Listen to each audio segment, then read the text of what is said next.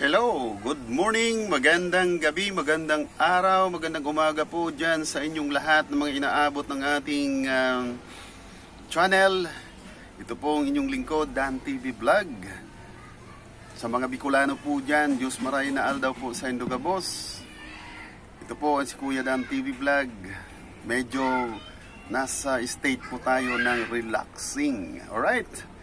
So this morning ay ibabahagi ko po sa inyo upang mabisita ko uli yung aking munting halamanan dito po sa aming bahay. Napakatagal ko na rin po itong hindi nadadalaw dahil nga po na busy ang inyong lingkod. So kumustahin kayo natin yung aking mga plantita rito. Mukha yatang puro na lang kapusaan ang aking naibabahagi sa inyo. Okay, si Kuya Dan po rin mahilig din. Nag-a-appreciate din po tayo ng mga plantita o mga halamang gamot. Hindi lang po yan ornamental, kundi po ay yung may mga halaman po tayong nakakagaling sa mga sakit, common na sakit.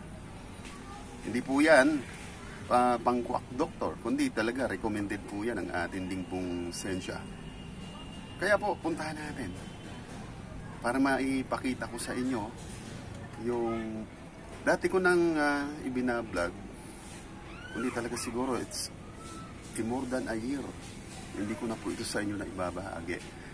Muli, tara samahan natin si Kuya Dan para maipakita ko ang munting halamanan dito po sa aming bahay. Dito po ito nakalocate sa aming 3rd floor. Tingnan po natin. Gustahin natin ang ating mga halaman dito. Right. Okay, so ito po ang sistema na nila ngayon. Alam nyo na pa natin to. Yung snake plant daw po yan. Ito naman po yung mother of thousands. Like that. Okay. So, dito ito po yung sabila. Alam nyo po mga idol, ang inyo pong lingkod ay gumagamit nito.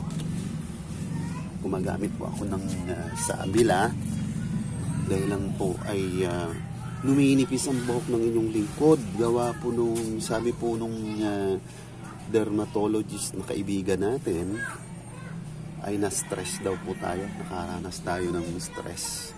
Tama po yun dahil nung nakaraang halalan, from election period na yon, almost 3 months ay talaga pong stressful yung mga activities namin.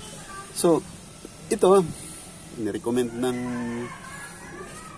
dermatologist, gumamit daw nito at ibang supplement, vitamins. Kaya mayroon po tayong mga ginagamit ng ganon.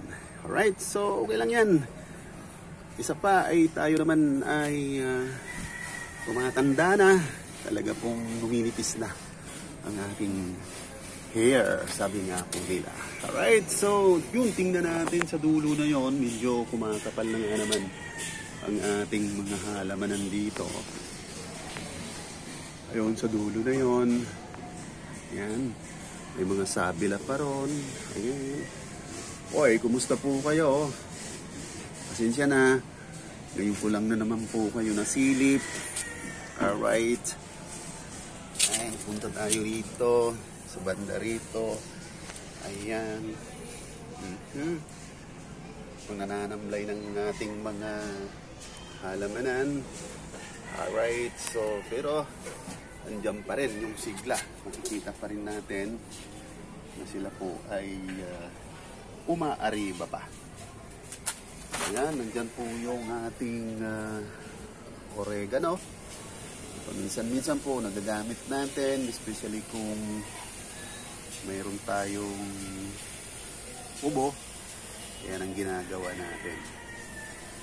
Alright, so yan, kung halaman na to, tagal-tagal na rin hindi natin silang nakita. Alright. Ayun. Then itong isang to, medyo may katagalan na to, may katandaan na rin.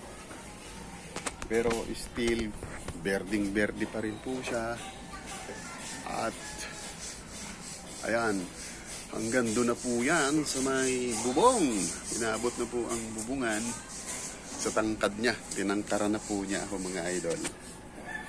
Okay, yan lang po ang aking munting halamanan dito po sa aming tahanan.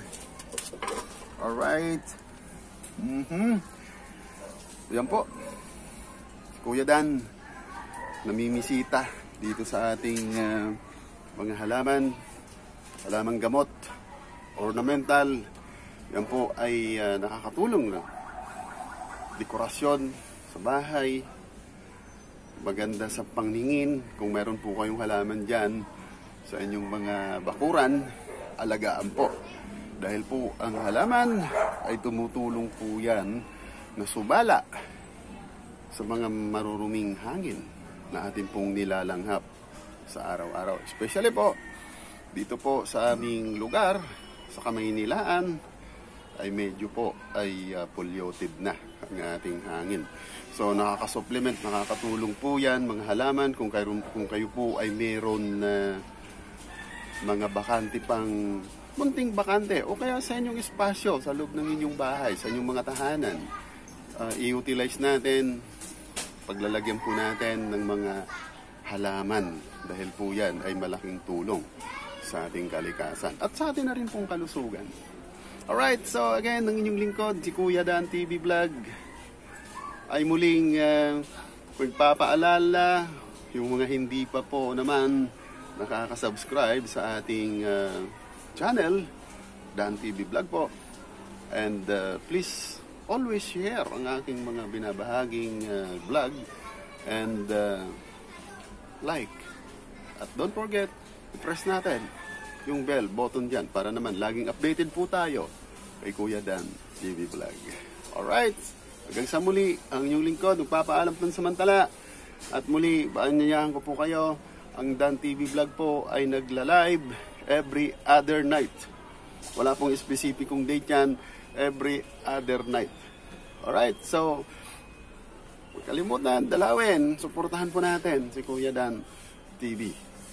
Alright,